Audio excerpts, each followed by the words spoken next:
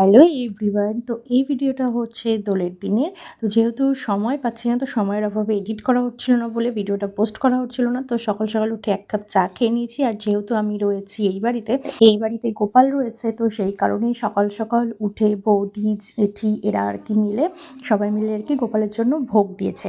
তো ভোগের মধ্যে এখানে দেখতে পাচ্ছ খিচুড়ি রয়েছে, বাঁধাকপি রয়েছে, 5 রকমের ভাজা রয়েছে, আর ছিল চাটনি, লুচি, এই সমস্ত আর কি।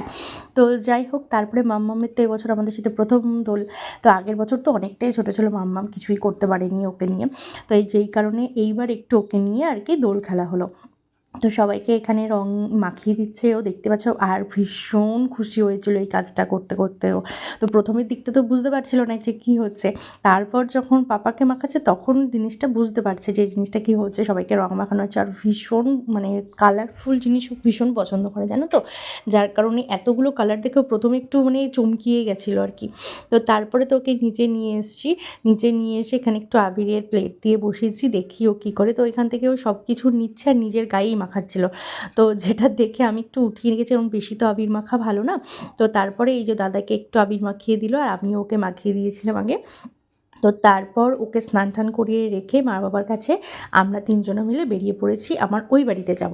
কারণ ওই বাড়িতেও মা বাবা রয়েছে। তো এসেই ফার্স্টে দেখছি বাবা মায়ের তো স্নান হয়ে গেছিলো।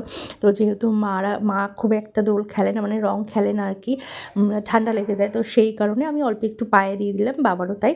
তো তারপরে এই যে আমাকে ভূত করতে লেগে গেল। তারপর আমরা এই যে রেডি ফেডি একদম দেখতেই পাচ্ছ, সুন্দর করে রেডি হয়ে নিয়েছি।